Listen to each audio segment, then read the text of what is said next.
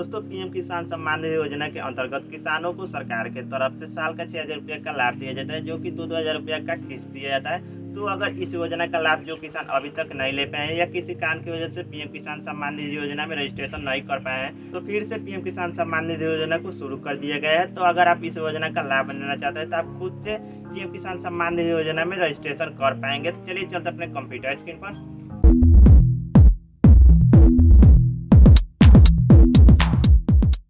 तो मैं अभिनय और मेरे इस चैनल में आपका स्वागत है। तो अगर आप मेरे चैनल पर पहली बार हैं तो मेरे चैनल को सब्सक्राइब कर लीजिएगा और साथ ही इस वीडियो को एक लाइक कर दीजिएगा और इस वीडियो को अपने दोस्तों के पास शेयर कर दीजिएगा ताकि वहाँ भी पीएम किसान सम्मान निधि योजना का लाभ ले सके। तो चलिए वीडियो करते हैं स्टार्ट। कंप्यूटर स्क्रीन पर आने के बाद इस पोर्टल को ओपन कर लीजिएगा या इस पोर्टल का लिंक इस वीडियो के डिस्क्रिप्शन बॉक्स में दे दिया हूँ, उस पर क्लिक करके इस पोर्टल पर आ जाएंगे। उसके बाद यहाँ से इसको स्क्रॉल डाउन कर लीजिएगा। स्क्रॉल डाउन करने के बाद यहाँ पर देख सकते हैं एक ऑप्शन दिखाई दे रहा है न्यू फार्मर रजिस्ट्रेशन, सिंपल इस पर क्लिक कर दीजिएगा। तो चलिए मैं क्लिक करता हूँ। क्लिक करने के बाद यहाँ पर देख सकते हैं आपके सामने इस तरह का पेज ओपन हो जाएगा। ओपन होने के बाद यहाँ पर देख सकते हैं दो ऑप्शन दिखाई दे रहा है, रूरल फार्मर रजिस्ट्रेशन और अर्बन फार्मर रजिस्ट्रेशन। अगर आप ग्रामीण क्षेत्र से हैं तो रूरल फार्मर रजिस्ट्रेशन को सेलेक्ट कर लीजिएगा, अगर आप शहरी क्षेत्र से हैं तो अर्बन फार्मर रजिस्ट्रेशन को सेलेक्ट कर लीजिएगा। तो चलिए मैं रूरल फार्मर रजिस्ट्रेशन को सेलेक्ट कर लेता हूँ। उसके बाद यहाँ पर आप अपना आधार नंबर डाल दीजिएगा। उसके बाद यहाँ पर एक मोबाइल नंबर डाल दीजिएगा।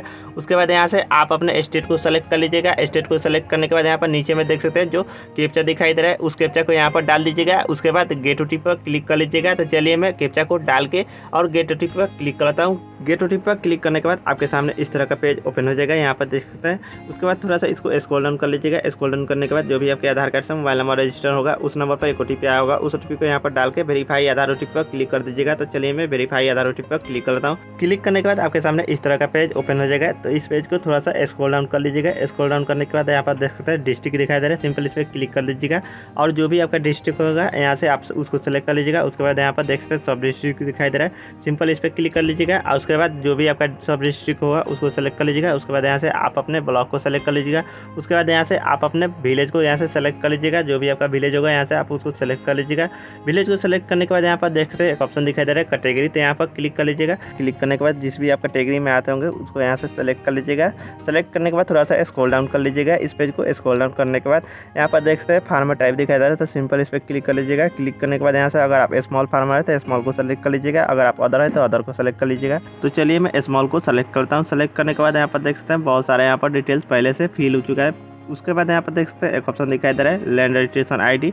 अगर आपके पास लैंड रजिस्ट्रेशन आईडी नंबर है तो यहाँ पर डाल दीजिएगा। अगर आपके पास लैंड रजिस्ट्रेशन आईडी नंबर नहीं है तो मैं वहाँ भी दिखाने वाला हूँ कि कैसे आप अपने खेत का land registration ID number भूलेख portal पर जाके खुद से ऑनलाइन निकाल सकते हैं। तो सबसे पहले अपने कंप्यूटर में गूगल को ओपन कर लीजिएगा। तो चलिए मैं गूगल को ओपन कर लेता हूँ। गूगल को ओपन करने के बाद सर्च बार में टाइप कर लीजिए भूलेख और भूलेख टाइप करने के बाद स्पेस दे दीजिए। स्पेस देने के बाद जिस भी आप स्टेट का रजिस्ट्रेशन कराए होंगे उस स्टेट का नाम लिख के सर्च कर लीजिएगा। तो चलिए मैं यूपी का रजिस्ट्रेशन कर रहा हूँ इसलिए मैं यूपी लिख के सर्च कर लेता हूँ। सर्च करने के बाद यहाँ पर देख सकते हैं जो पहले वाला लिंक दिखाई दे रहा है भूलेख सिंपल, मैं इस पर क्लिक कर लेता हूँ। क्लिक करने के बाद यहाँ पर देख सकते हैं आपके सामने कुछ इस तरह का पेज ओपन हो जाएगा। ओपन होने के बाद यहाँ पर देख सकते हैं जनपद चुने यहाँ से दिखाई दे रहा है, सिंपल इसमें से आप अपने जनपद को चुन लीजिएगा।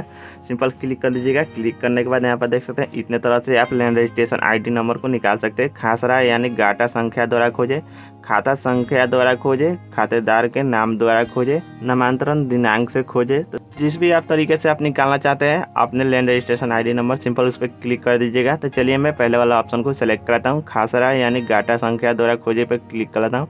क्लिक करने के बाद यहाँ पर देख सकते हैं नीचे में यहाँ पर दिखाई दे रहा है खासरा या गाटा संख्या यहाँ पर भरे। तो सिंपल यहाँ पर क्लिक करके आप यहाँ पर खासरा या गाटा संख्या को डाल दीजिएगा। उसके बाद सिंपल यहाँ पर जो खोजे दिखाई दे रहा है सिंपल खोजे पर क्लिक कर दीजिएगा। तो चलिए मैं खोजे पर क्लिक कर लेता हूँ। क्लिक करने के बाद यहाँ पर नीचे में देख सकते हैं आपका लैंड रजिस्ट्रेशन आईडी नंबर यहाँ पर आ चुका है। तो सिंपल इसको कॉपी कर लीजिएगा या आप इसको नोट कर लीजिएगा। तो चलिए मैं इसको कॉपी कर लेता हूँ। कॉपी करने के बाद सिंपल बैक चले जाइएगा।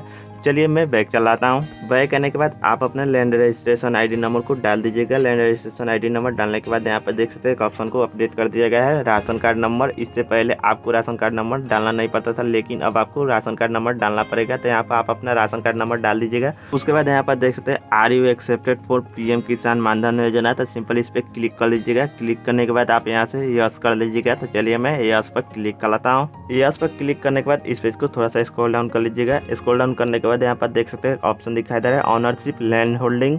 उसके नीचे में देख सकते हैं 2 ऑप्शन दिखाई दे रहा है, सिंगल और ज्वाइंट। तो जिस भी आप खेत का रसीद लगाने वाले हैं उस खेत का सिंगल ऑनर है तो सिंगल पर क्लिक कर लीजिएगा, या उस खेत का सिंगल ऑनर नहीं है, ज्वाइंट है, तो सिंपल ज्वाइंट पर क्लिक कर लीजिएगा। तो चलिए मैं सिंगल पर क्लिक कराने दे रहा हूँ।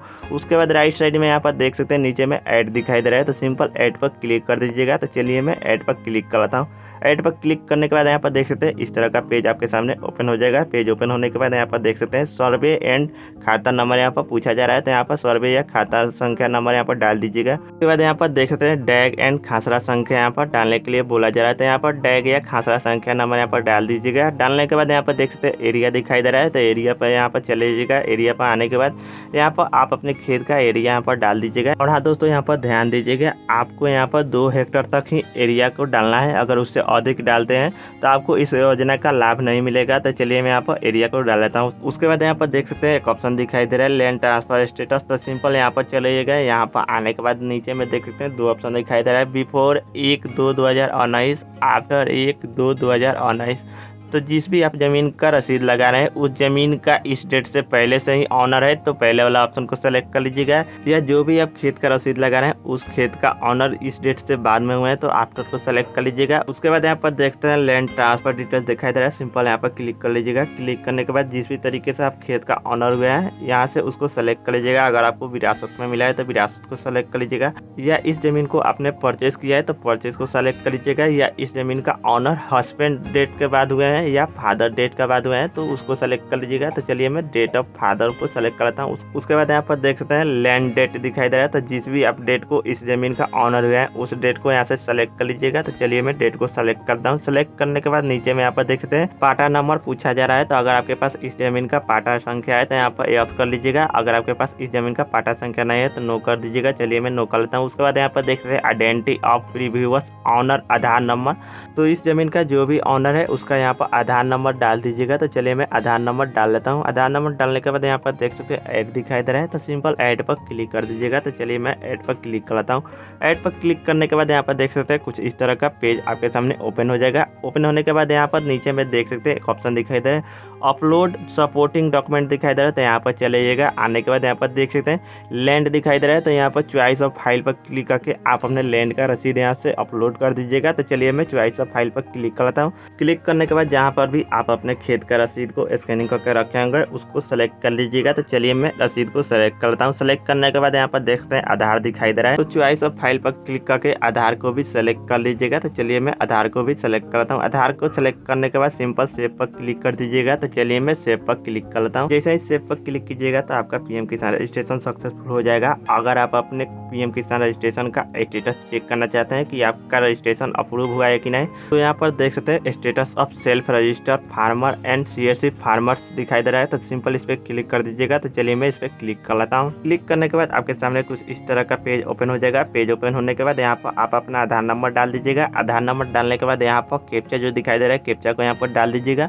और कैप्चा को डालने के बाद सिंपल सर्च पर क्लिक कर दीजिएगा। तो चलिए मैं सर्च पर क्लिक कर लेता हूँ। क्लिक करने के बाद यहाँ पर देख सकते हैं नीचे में फार्मर एप्लीकेशन स्टेटस आ चुका है, तो इस तरह से आप अपने स्टेटस भी चेक कर सकते हैं। तो मुझे आशा है कि इस वीडियो को देखने के बाद आप खुद से ऑनलाइन पीएम किसान सम्मान निधि योजना में रजिस्ट्रेशन कर पाए होंगे। तो प्लीज़ वीडियो को लाइक कीजिए, शेयर कीजिए। अगर आपके मन में कोई सवाल है तो मुझे कमेंट कीजिए और इस चैनल को सब्सक्राइब कीजिए। तो चलिए मिलते हैं इसी तरह के अगले वीडियो में।